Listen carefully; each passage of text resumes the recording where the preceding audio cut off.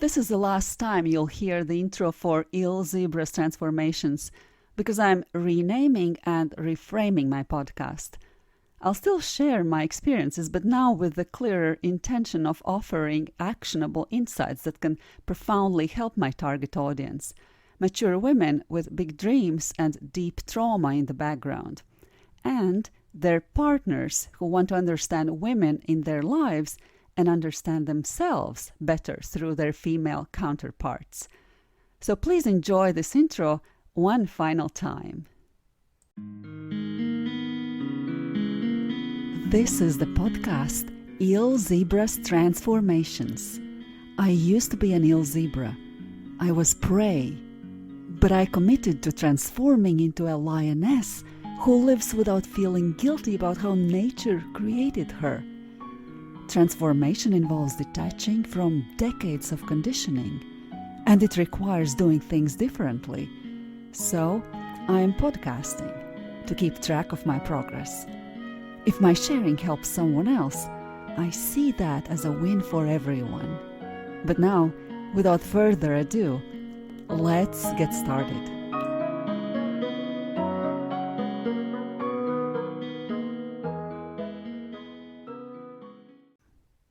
As I considered what to explore in episode 20, I went back to the script of episode 10 to remind myself where I started, and found today's inspiration in it. In episode 10, I introduced you to Coach Claire, who educates the public about narcissistic abuse. I shared with you that some of my deepest wounds were gained due to narcissistic abuse. Yet, I'm grateful that I had that experience because it propelled my transformation. I have spoken about lingering impact of trauma, revealing my attempts to figure out what parts of my childhood or even my prenatal environment may have shaped my vulnerabilities. I examined which of my mother's and my grandmother's unhealed scars were passed down to me and how they may have influenced my life.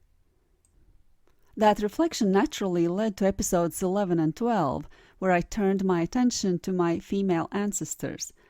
My intention was twofold. First, to let anyone who survived narcissistic or other abuse know that it wasn't their fault. And second, to show how our ancestors' survival mechanisms formed in their own difficult contexts can unconsciously echo in us today. Instead of blaming those who came before, I invited you to honor their experiences. We have learned from their instincts, but it might be useful to consciously rewire the harmful patterns you may have inherited and learned. I delved into the inherited beliefs and traditions as well that shape us, from religious practices to our deepest food habits. I revealed that I once followed the strictly plant-based diet, convinced it was the healthiest path, until I uncovered new evidence that led me to embrace a carnivore lifestyle. That pivot inspired the name Il Zebra's Transformations, a journey from feeling ill and powerless to discovering your inner lioness. From episodes 13 through 18, I focused on the healing power of ketosis. Then in episode 19, I tackled the common question, can you really get all your nutrients from meat alone? In a perfect world, perhaps yes, but today's world is far from perfect. We can't safely drink from lakes or streams, so it's wise to supplement minerals. Today, I want to close this episode 10 through episode 20 cycle by circling back to where we began, with narcissistic abuse and Coach Claire's powerful teachings. 10 episodes ago, I was still grappling with low emotional frequency. Since then, I've raised my vibration by nurturing my body through diet changes, supplementing wisely, and embracing self-care practices that check all the boxes: physical, mental, and relational. So now, 10 weeks later, let's revisit Coach Claire's voice. You'll hear a new clip, one that mirrors the strength and resilience I've built over these 10 episodes. Her words will guide us into the heart of episode 20. So let's dive in. Here's Coach Claire with a message for the woman I've become.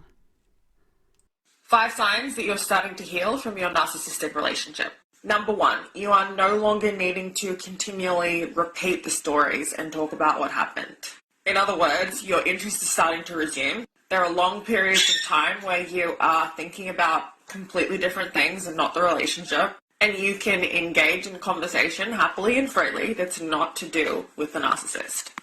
Number 2, you remember the bad times more often than the good. That euphoric recall and trauma-bonded obsessional thinking about the good times has eased off, and what you're really thinking about as you think about the narcissist is the reality of who the fuck they were. The bad times, the things that they actually did that showed exactly who they are. Number 3, that cognitive dissonance has eased off. You're no longer confused around who is this person. Are they good? Are they bad? Do they love me? Did they hate me? Were they this person or were they this person? And instead, you're seeing that they are an actor, a social chameleon, and a liar who uses charm as a manipulation strategy, who uses kindness to get what they want, and that's not who they actually are at the core. Number 4, you no longer feel like you need them to take accountability or apologize. You've reached a level of acceptance again around who and what they are and their limitations.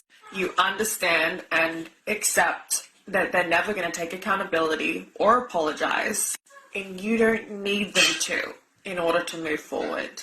And number 5, you no longer need to continually consume content on narcissistic personality disorder or narcissistic abuse in order to stay on track. After one of these relationships ends, it's really normal because we lose the ability to be able to validate ourselves inside our head to need almost continuous external input to stay on track. And one of the ways that you know that you're healing and seeing things clearly is that you no longer need this. It's okay in the initial stages to need this, but as you heal, you stop needing to rely on these things. And narcissistic abuse content actually starts to make you feel sick. Having said all of this, it's really important to understand that it takes a lot longer to process, grieve, and reframe and heal, recover from one of these relationships than it does a normal or normal enough or healthy relationship. The last sign Coach Claire mentions resonated with me the most. I used to be in multiple Facebook groups created for people who felt the need to share their narcissistic abuse experiences in a relatively safe and understanding environment. But it's been a while since I left those groups. I left them for the very reason Coach Claire mentioned. They made me feel sick.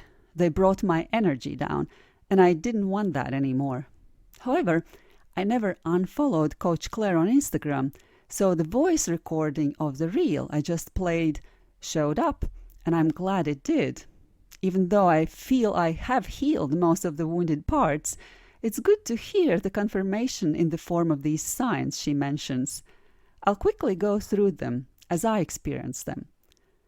I no longer feel the need to have justice to win. I made a conscious decision to enter into an unfair settlement agreement just to cut off all the ties. But I did it on the condition that the words just and fair that are typically included in such agreements would be taken out of our settlement agreement. The funny part is that his attorney tried to sneak them in one place, probably thinking I wouldn't notice after the document was printed out. But I did, and I crossed them out with a pen. The corrections had to be initialed, and I think that was embarrassing for him. Now I have an anecdote to tell and a proof to show. It felt very empowering to be able to tell myself that I can start anew from scratch at the age of 55. I also no longer need to repeat the stories to soothe myself. If I share them, I want to focus more on helpful strategies for others based on my experience.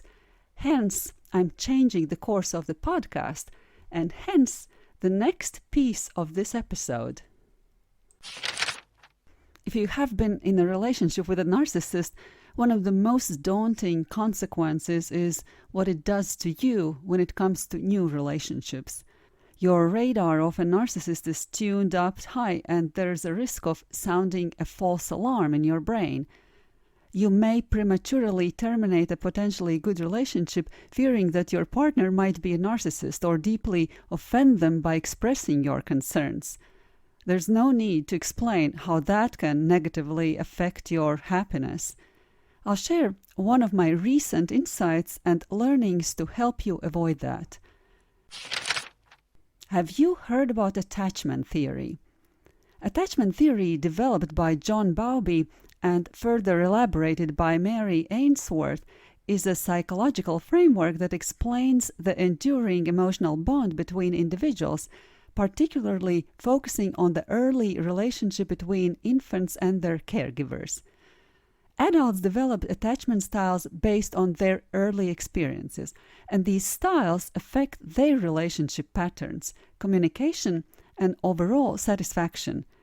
However, it has been determined that on average,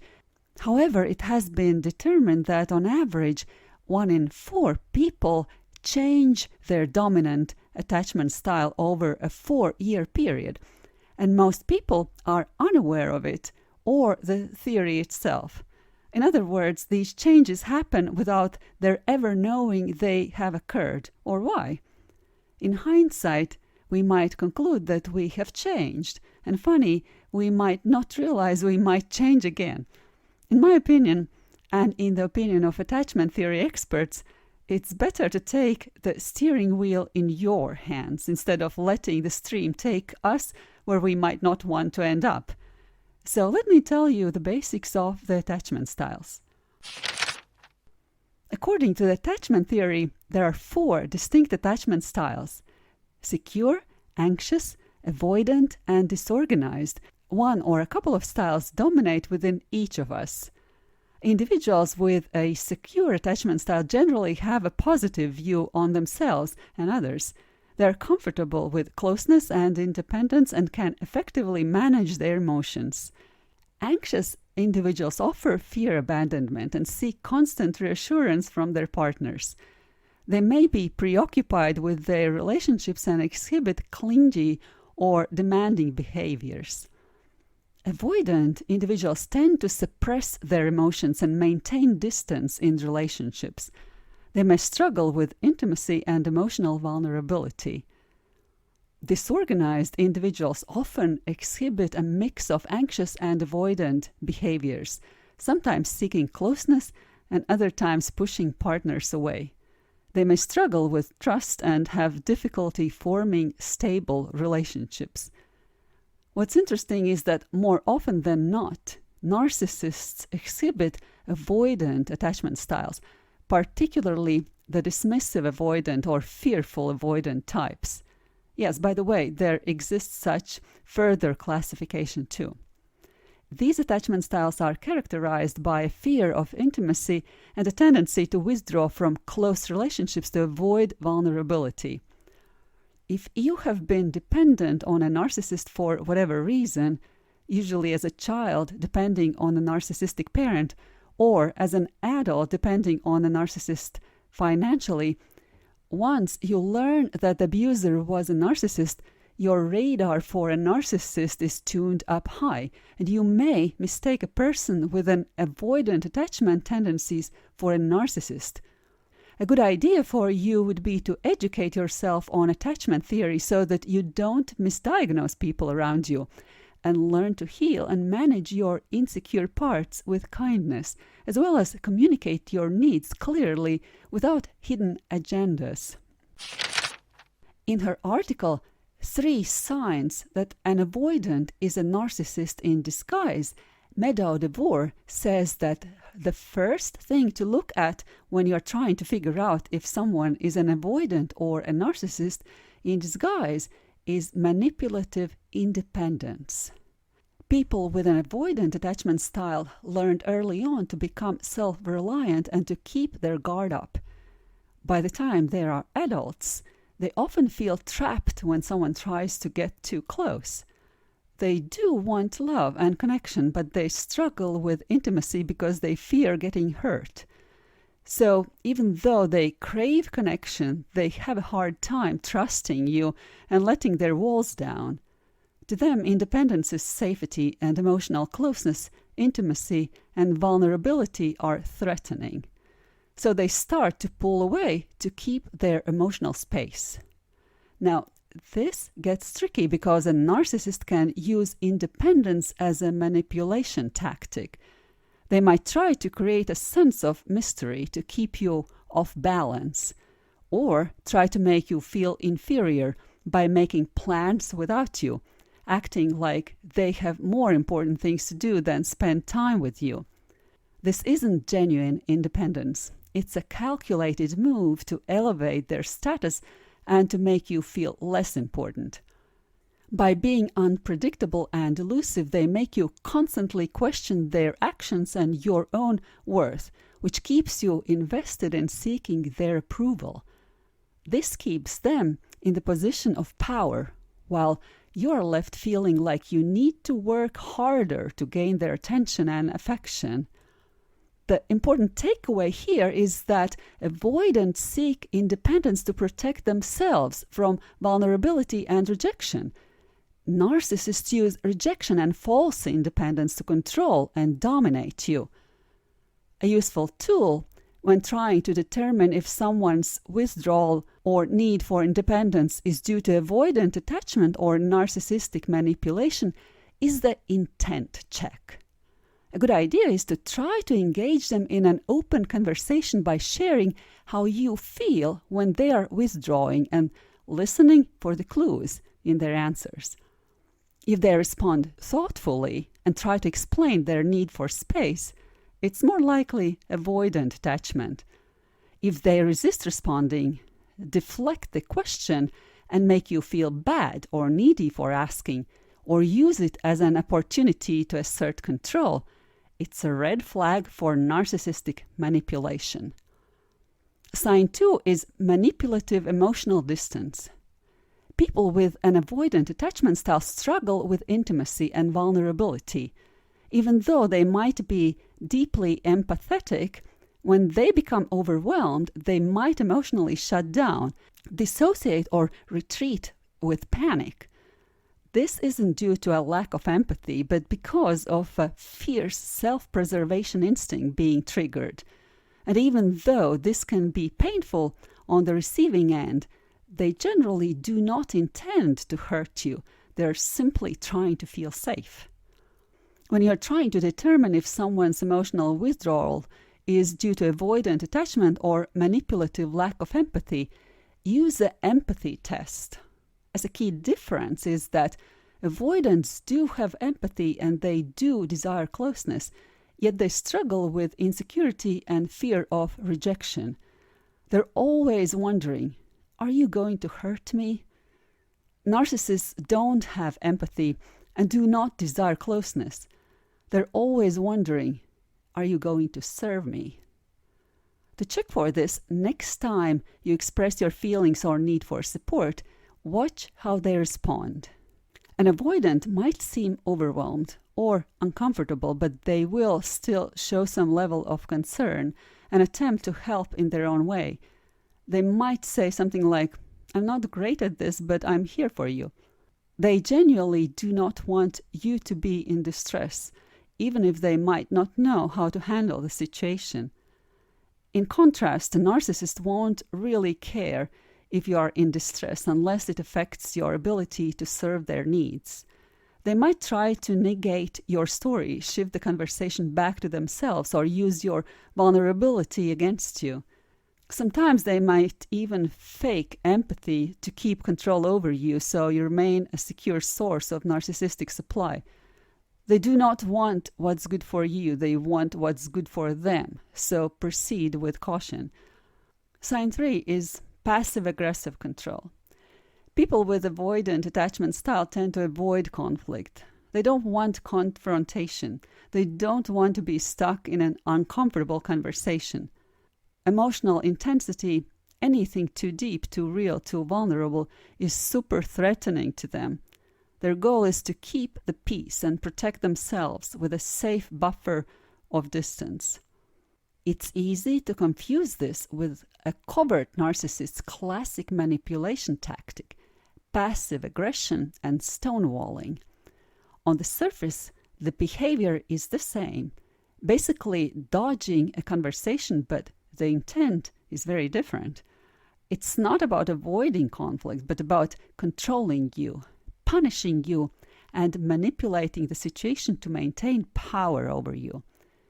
But the narcissist has a major blind spot: their need for validation and narcissistic supply. And this blind spot shows up clearly if you know what you're looking for. The avoidant doesn't want you to notice they are avoiding you. They don't want you to try to fix it. They just want space so they feel safer. But the narcissist does want you to notice. They do want you to try to fix it. They want to be able to reject you, make you feel small and unimportant. This feeds their need for narcissistic supply. They feel validated and powerful by making you feel excluded and unwanted. When you're trying to determine if someone's behavior is passive-aggressive control or genuine conflict avoidance, use the supply threat tool. A key difference is that avoidants want to protect themselves, not to control you, and they appreciate a time out, while narcissists use stonewalling as a means to manipulate and control, yet they fear losing their narcissistic supply. An avoidant person will likely feel relieved by this break and use the time to reflect and calm down, showing they value the time out for self-preservation. In contrast, this will threaten narcissists' sense of control, and they will probably put up a fight. They'll either attempt to pull you back into the conflict or punish you further to reassert their dominance. About a half a year ago, I discovered a podcast entitled Let's Talk Attachments, hosted by Jessica Da Silva. I listened to a lot of episodes since then, and I recently talked with Jessica personally. Today I'll play a short fragment from one of her podcast episodes where a man with avoidant attachment shared his experience before and after learning about attachment styles, and that avoidant was his dominant style. Okay, so tell me, when did you learn about attachment styles? Honestly, way too late, probably. It was after after the end of my last relationship. It was a relationship of almost 7 years, and I think, the breakup was in a big part also because of my avoidance. It just, caused a not a very good dynamic between me and my then girlfriend. And I think she started to realize all that while we were still together, and always tried to kind of push me into reading into it and, getting into that a bit more. But it took the breakup and her to kind of like talk to me again after we broke up to me being open to work into that topic and find out about all that and get on that journey. So that's interesting. So you were in this relationship for 7 years and you were kind of deep into your avoidant tendencies, I'm assuming, and she even brought up attachment styles to you. Yeah, that was, but I didn't really, I think I have to explain it a bit more. She would, because now when I look back at it, I'm almost sad that I was not open to it, and I feel kind of bad thinking about it. And I think it's, from what I've heard, it's also something that happens a lot with dismissive avoidant people, that the partner actually researches it and works into it, and the dismissive avoidant does the avoidant thing and pushes it away and doesn't want to listen and doesn't want it to be true.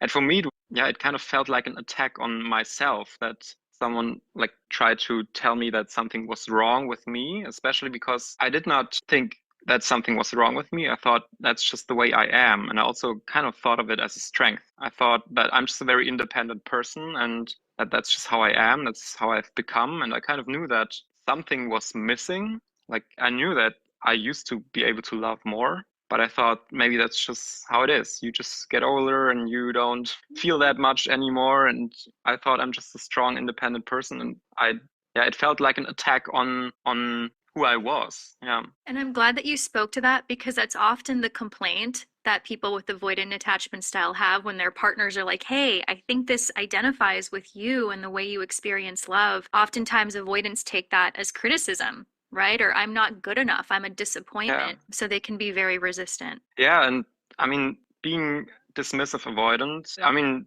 dismissive avoidant people usually are the bad guys, right? But it was yeah, a struggle for me too. It was, I mean, I know it's even harder for the other person, but you just kind of know you're not doing enough, you're not giving enough, you're never enough, but you don't understand why. And you would love to be more, but you can't be more. And yeah, it was also not that easy. And it was also a time in which I struggled with that.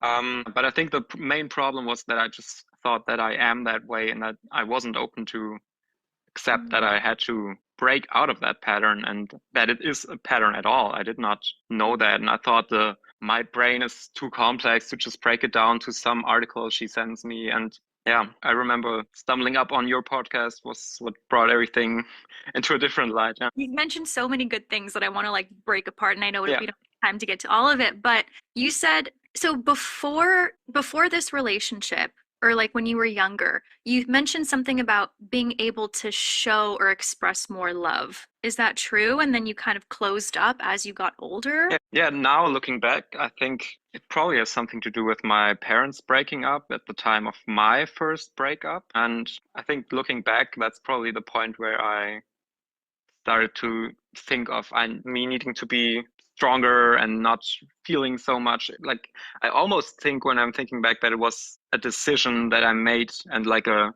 sentence or something that I kept repeating, making me think that that's something I need to do to become stronger, because I'm a very emotional person. I know that now that I'm more connected to my emotions. I know that I'm very emotional and I know that it can be very overwhelming. And I think that a lot of things came together with the breakup of my parents, shattering my view of love. And I never really let that hurt me that much. Kind of went into that avoidance at that time.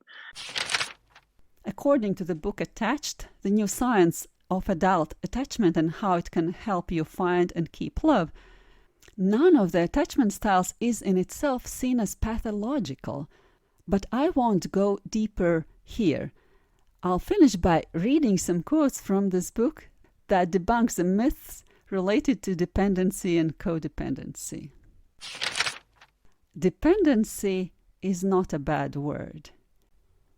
Today's experts offer advice that goes something like this.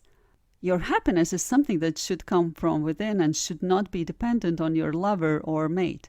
Your well-being is not their responsibility and theirs is not yours. Each person needs to look after himself or herself. If your partner acts in a way that undermines your sense of security, you should be able to distance yourself from the situation emotionally. Keep the focus on yourself and stay on an even keel. You might be too enmeshed with the other person or codependent, and you must learn to set the better boundaries.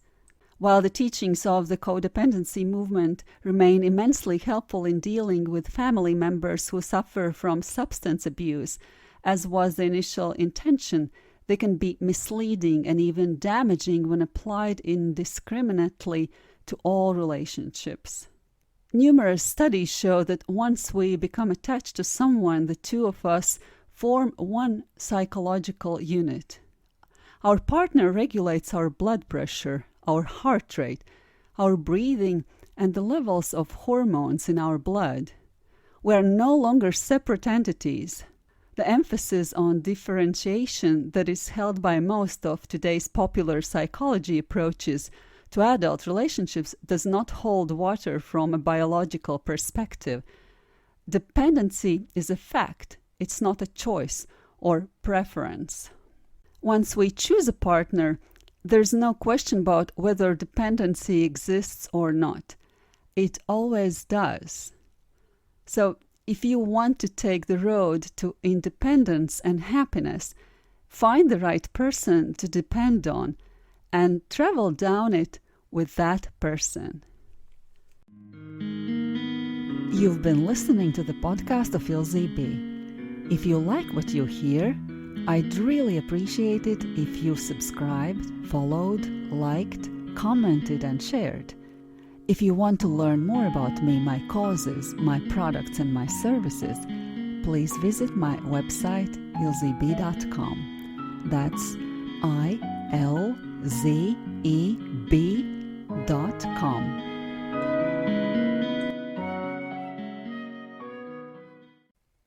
Disclaimers. In this podcast, I talk about mental and physical health and what has helped me to heal. Nothing that I say should be regarded as medical advice. If you have any medical condition, consult your doctor. Also, I'm an artist and storyteller. I'm sharing my stories because that's what artistic people do. Take it as fiction and as a form of my art. Even though I may sound as if I'm recalling events from my past, I don't confirm they actually happened. And if they did, I'm not blaming or accusing anyone, nor should you.